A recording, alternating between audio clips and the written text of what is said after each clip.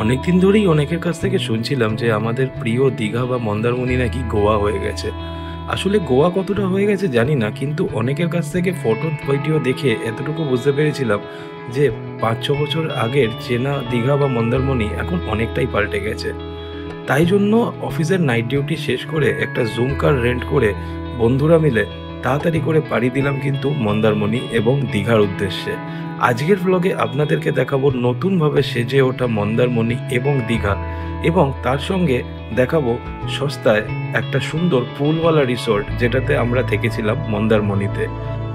এই নিয়েই থাকবে আজকের এই ভিডিওটি শেষ অবধি দেখবেন এবং ভালো লাগলে অবশ্যই একটি লাইক করে যাবেন।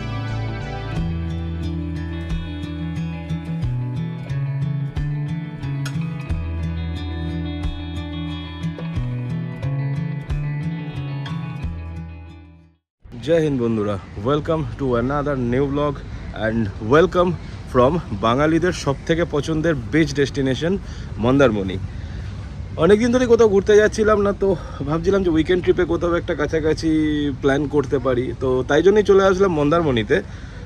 থাম্বনেল দেখে তো আশা করি বুঝেই গেছেন যে আমরা রয়েছি মাত্র 900 টাকা রুম রেন্ট এরকম একটা সুন্দর পুলওয়ালা রিসর্টে। আজকে আমরা ঘুরে বেড়াবো মন্দারমণির বিভিন্ন জায়গা, এবং দীঘাতেও আমরা এখান থেকে যাব। দীঘারও বেশ কিছু দেখার জায়গা আছে, সেইগুলো দেখব। একটু দেখাই আপনাদেরকে যে আমরা কোন রিসর্টে রয়েছি এবং রিসর্টের ডিটেলটা আপনাদেরকে একটু দিই। আচ্ছা, আমরা রয়েছি কিন্তু মন্দারমণি মেন যে সিটি সেন্টার তার থেকে একটু দূরে। এই জায়গাটার নামটা এক্স্যাক্টলি জানি না, বাট রিসর্টের নাম হলো তরঙ্গমালা রিসর্ট। এই যে সামনে দেখছেন এইগুলো রুম, এখানে দুটো রুম আছে এই টোটাল জায়গাটাতে।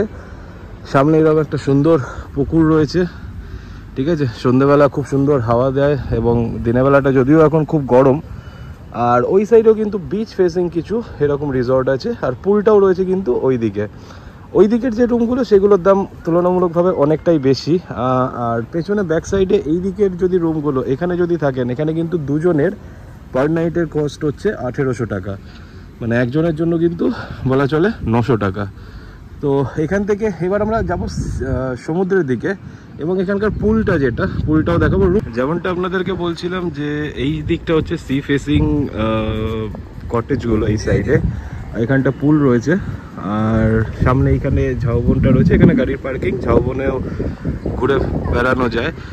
আগের বার যখন এখানে এসেছিলাম এই পুরো অংশটাই অ্যাকচুয়ালি ঝাউবন ছিল, বাট সমস্ত সবুজই ধ্বংস করা হচ্ছে, তো এখানেও করা হয়েছে। সবুজ ধ্বংস করে এখানে এখন সুইমিং পুল হয়েছে, ওদিকে সি ফেসিং কটেজেস হয়েছে। এইগুলোর রেন্ট একটু বেশি অনেকটাই। আমরা রয়েছি ওই সাইডটা, ওইদিকে যেখানে পুকুর রয়েছে, পুকুরের ধারেও বেশ কিছু রিসর্ট মানে কটেজ রয়েছে, সেগুলোর রেন্ট কিন্তু অনেকটাই কম। আরও কিছু কনস্ট্রাকশন এখানে হচ্ছে, দেখতে পাচ্ছেন সেটা। এবার একটু আপনাদেরকে ধীরে ধীরে এখান থেকে সমুদ্রের দিকে নিয়ে যাই। তার আগে একটু পুলটা দেখিয়ে দিই। পুলটা মোটামুটি সারাদিনই খোলা থাকে, রাত 10টা অবধি। দুপুরবেলা শুধু 2 ঘন্টা মতো বন্ধ থাকে।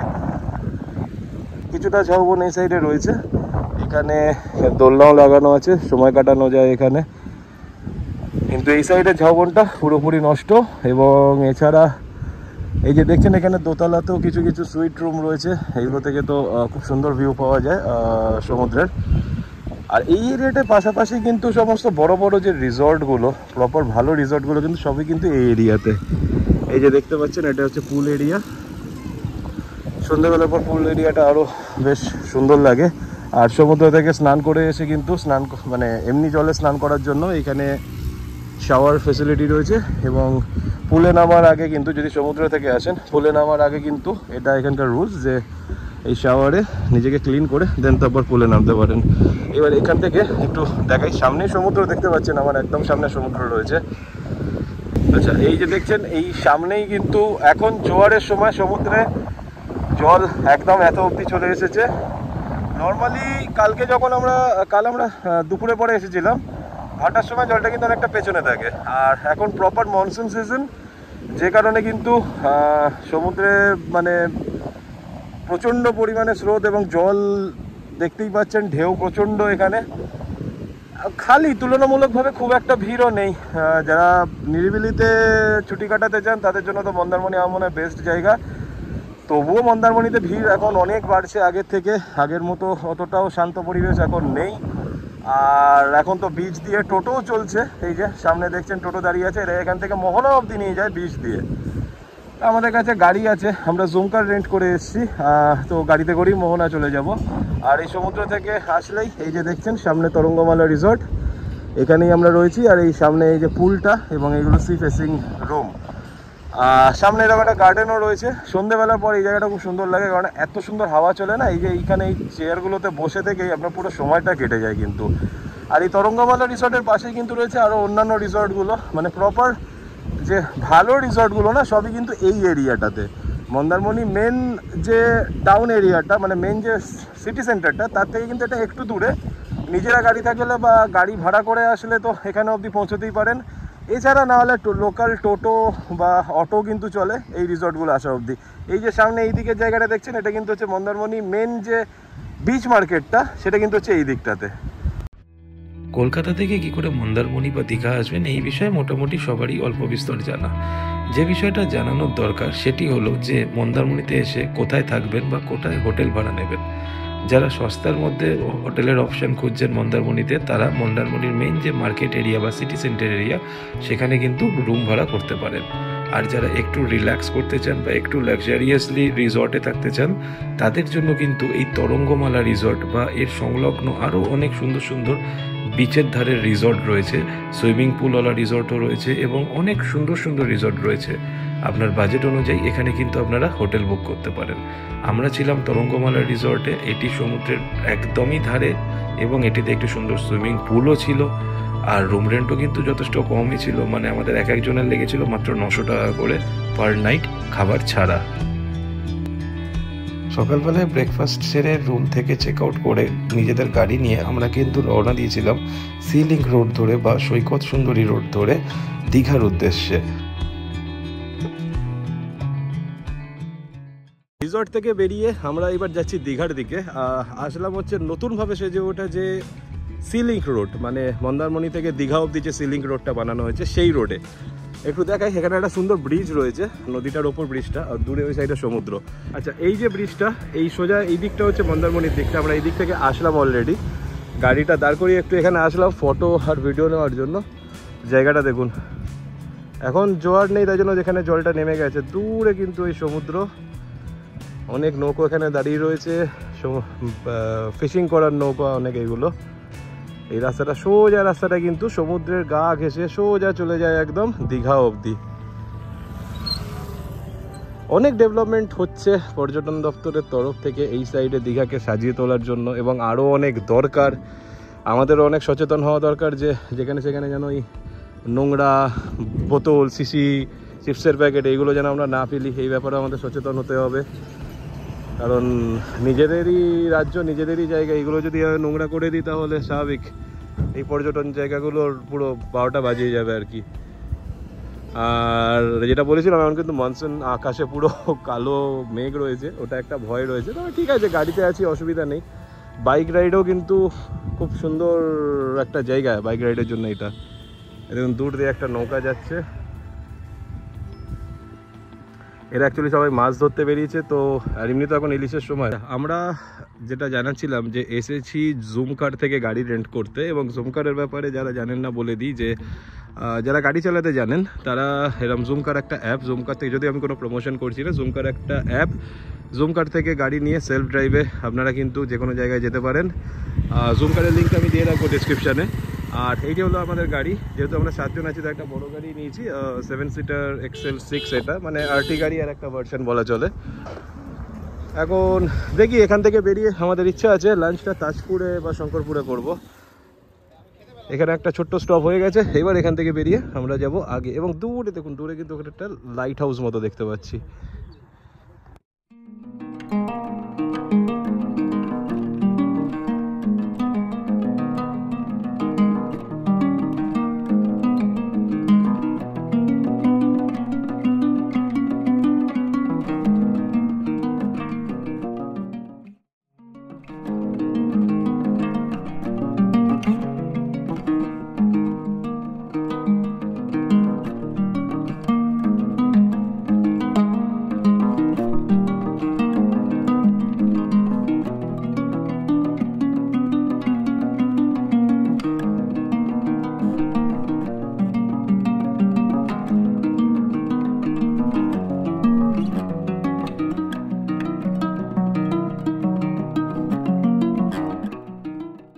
মন্দারমণি থেকে বেরিয়ে গাড়িতে ড্রাইভ করে সি লিঙ্ক রোড ধরে আমরা এখন আসলাম একটা ভিউ পয়েন্টে। এটা তাজপুরেই ভিউ পয়েন্টটা, একটু আগে তাজপুর বিচ। যারা মন্দারমণি বা ধরুন শঙ্করপুর আসছেন তাদের জন্য এই পয়েন্টটা খুব কাছে। একটা সুন্দর ড্রাইভ নিতে পারেন এই পুরো সমুদ্রের পাশ দিয়ে রাস্তাটা যেমনটা দেখলেন। আর নিজেরা যদি গাড়ি না নিয়ে আসেন সেই ক্ষেত্রে এখানে কিন্তু অটো বা টোটো ভাড়া পাওয়া যায়, অটোতে করেও কিন্তু এই রাস্তাটা দিয়ে যেতে পারেন। এবং একটা লাইট হাউসও দেখালাম, লাইট হাউসটাও কিন্তু এখানে একটা দেখার জায়গা। তো একটু দেখাই ব্যাক ক্যামেরা দিয়ে আপনাদের জায়গাগুলো। বেশ খুব সুন্দর, মানে ফাঁকা জায়গা, নির্জন জায়গা, সুন্দর ড্রাইভ করার জন্য। আর যারা বাইক রাইডিং পছন্দ করেন তাদের জন্য কিন্তু এই রাস্তাটা জাস্ট হেভেন, দারুণ লাগবে। তো এই হলো আমাদের গাড়ি, আর এইটাই কিন্তু হলো এই বিচের পয়েন্টটা। এখান দিয়েও কাজ চলছে অনেক বিচটাকে সাজানোর জন্য, যদিও এখানে বোল্ডার ফেলা এবং এখন সমুদ্র বেশ উত্তাল, কিন্তু কারণ মনসুন চলছে তো স্নান এখানে করা যাবে না ঠিকই, তবে এমনি এসে বসে গল্প করার জন্য বা আড্ডা মারার জন্য ঠিক আছে, ভালো লাগবে। আর এই যে এই এরিয়াটা দেখছি না, এই বিচটা, এটাই কিন্তু আমাকে অনেকটা মনে করাচ্ছে কেরালার যে আমরা ভার্কালা বিচ যেরকম দেখেছিলাম, ভার্কালা বিচের মতনই কিন্তু এই সাইডটা অনেকটা। ভার্কালা বিচের এই মানে ওখানে ভার্কালা থেকে আসার সময় এরকম একটা রাস্তা ছিল, ওই সাইড ডান দিকটায় ছিল হচ্ছে মানে একটা পুকুর বলা চলে না, খাল মতো, আর বাঁ দিকে ছিল সমুদ্র। এই জায়গাটাও কিন্তু ওরকমভাবেই তৈরি হচ্ছে কিছুটা।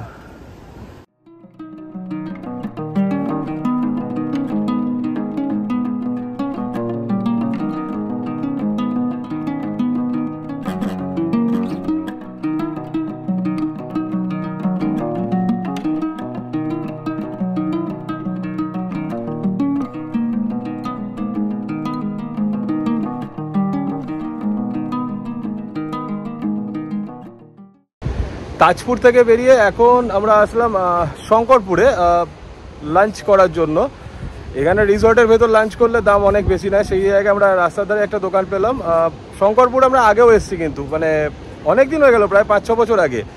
কিন্তু সেই শঙ্করপুর আর এই শঙ্করপুরের এখন আকাশ পাতাল তফাৎ। এখানে সমস্ত জায়গায় ঝাউবন টাউবন সব কেটে উড়িয়ে দিয়েছে, বদলে পুরো কনক্রিটে ঘেরা জঙ্গল হয়ে গেছে।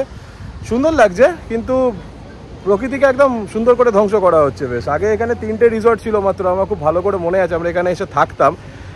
রিসর্ট এখন অনেক হয়ে গেছে, expensive, no doubt expensive, but সাজানো হয়েছে জায়গাটা খুব সুন্দর করে, কিন্তু সাজানো হয়েছে। একটু দেখাই, এই হলো নতুন করে সেজে ওঠা শঙ্করপুর বিচ। এই যে দেখতে পাচ্ছেন বিচ বেশ ফাঁকা ফাঁকাই আছে, যদিও দুপুরের টাইম বলে হয়তো ফাঁকা। দূরে অনেক ট্রলার আর নৌকা রয়েছে।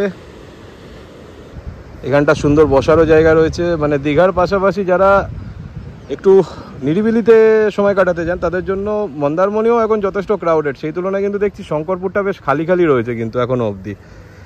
এবং বলা চলে যে শঙ্করপুরে কিন্তু তুলনামূলকভাবে রিসর্টের দাম মন্দারমণি থেকে বেশ কিছুটা কম, যদিও কম রিসর্টই আছে এখানে, এবং অনলাইন অপশান খুবই কম, ম্যাক্সিমামটা অফলাইনেই বুক করতে হয়।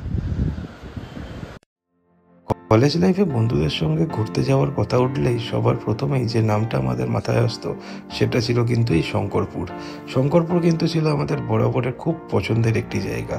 প্রায় 7-8 বছর আগে এই জায়গায় এসেছিলাম, কিন্তু এইবারে গিয়ে শঙ্করপুরের যে রূপটা দেখলাম এটা কিন্তু আমাদের কাছে একবারেই অচেনা। আগে শঙ্করপুরে কিন্তু তেমনভাবে কোনো বড় রিসর্ট বা হোটেল কিছুই ছিল না, সেই জায়গা এখন অজস্র রিসর্ট হয়ে গেছে। এবং সেই ঝাউবন সরিয়ে গিয়ে এখন কিন্তু শঙ্করপুর পুরোটাই হয়ে গেছে একটি কনক্রিটের জঙ্গল।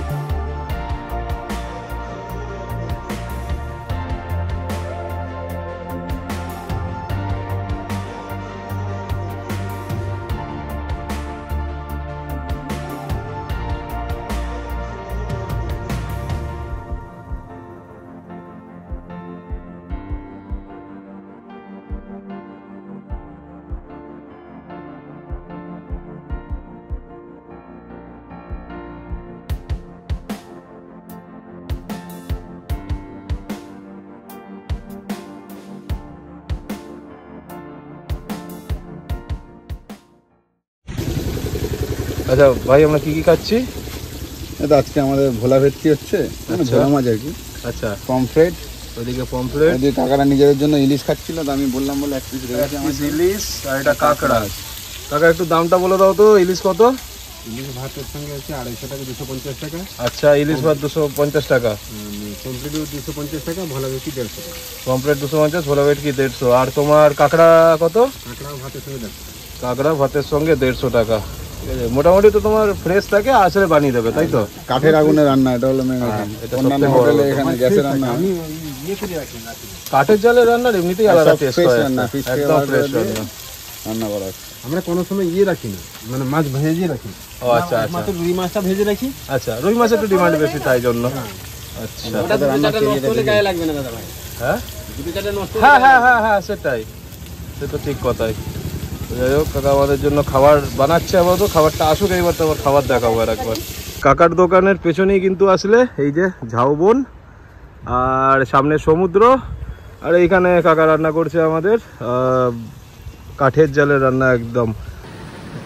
আমাদের খাবার আসলো কি কি? ভাত, ডাল, আলু ভাজা, পেঁয়াজ। এখানে কি এটা? কাঁকড়া।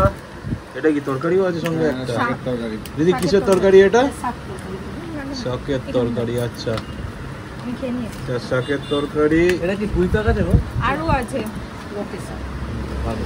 শাকের তরকারি আসলো, এখানে কাঁকড়া কষা একদম, আর সঙ্গে কি আছে আমাদের? পমফ্রেট, ইলিশ, ভোলা, সেগুলো এখনো আরো আসছে। সয়াবিন আরো আলু কাঁকড়া দেখিয়েছিলাম, এবার এসছে সর্ষে বাটা দিয়ে ঝাল। এটা হলো কি? পমফ্রেট, ভোলা, আর ইলিশটাও আছে এর মধ্যে, এক piece আছে বোধহয়। সঙ্গে 1 পিস ইলিশ আছে। আচ্ছা, আমাদের খাওয়া দাওয়ার পর্ব কমপ্লিট। এবার আমরা এখান থেকে বেরিয়ে যাব দীঘার দিকে, মোহনা হয়ে। যারা শঙ্করপুর আসছেন, এই হোটেলটাতে কিন্তু খেয়ে দেখতে পারেন, মা অন্নপূর্ণা হোটেল, হোটেলটার নাম।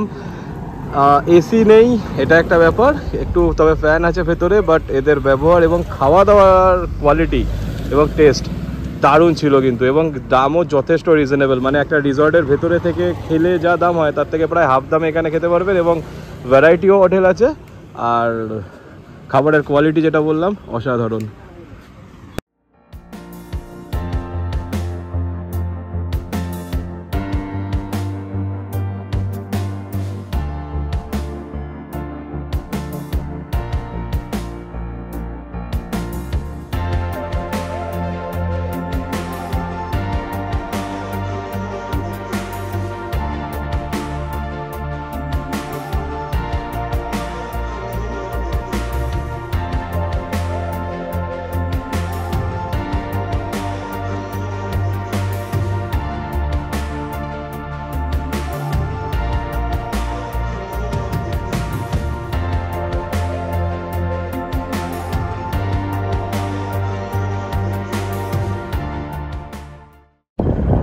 শঙ্করপুর থেকে জাস্ট একটু এগিয়ে এসে আমরা কিন্তু এই ভিউ পয়েন্টটায় দাঁড়ালাম।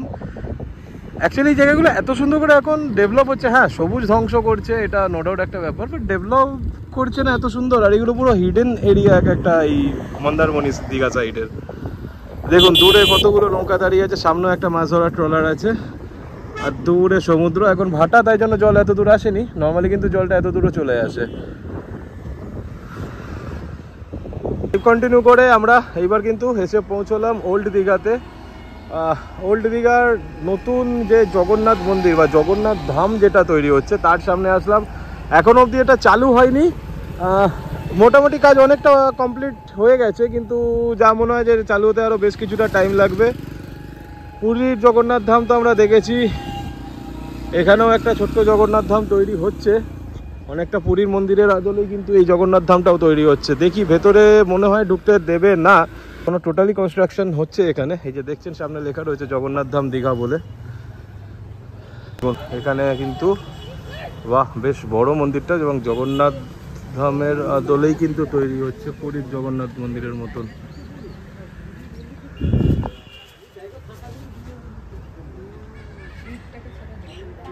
কাজ শেষ হতে এখনো যদিও কিন্তু অনেকটা টাইম বাকি। জগন্নাথ মন্দির দেখে আমরা এবার আসলাম কিন্তু নিউ দীঘা। নিউ দীঘার মেন সেন্টার এরিয়াতে চারিদিকে অঢেল দোকান, খাবার দোকান, চা কফির দোকান, সমস্ত কিছু। এদিকে সব অঢেল হোটেল, সব রকমের দামের রেঞ্জের হোটেল এখানে কিন্তু অ্যাভেলেবেল। খুবই ক্রাউডেড জায়গা, এটাই একটা প্রবলেম নিউ দীঘা আসলে বা দীঘা আসলে। যারা ক্রাউডেড এরিয়া পছন্দ করেন তাদের জন্য ঠিক আছে, নিউ দীঘা ভালো অপশান। ফাঁকা ফাঁকা এরিয়া যারা পছন্দ করেন তাদের জন্য কিন্তু মন্দারমণি বেটার। আমার মন্দারমণি বা শঙ্করপুর কিন্তু অনেক বেটার আমার ওপিনিয়ন অনুযায়ী। চারিদিকে দেখছেন অনেক শপিং করার জায়গা, অনেক দোকানপাট এইদিকে রয়েছে। এবার সমুদ্রের ধারে যাব, কিন্তু এখান থেকে আমরা একটু সূর্যাস্তের সময়, সন্ধ্যেবেলা প্রায় 6টা বেজে গেছে, এখনও সূর্যাস্ত হয়নি। চলে আসলাম নিউ দীঘার সি বিচে। যেহেতু বর্ষাকাল, সমুদ্র উত্তাল, তাই জন্য সমুদ্রের নামাতে মানা আছে, তবুও কিছু লোক নেমেছে এবং ভিড়টা দেখছেন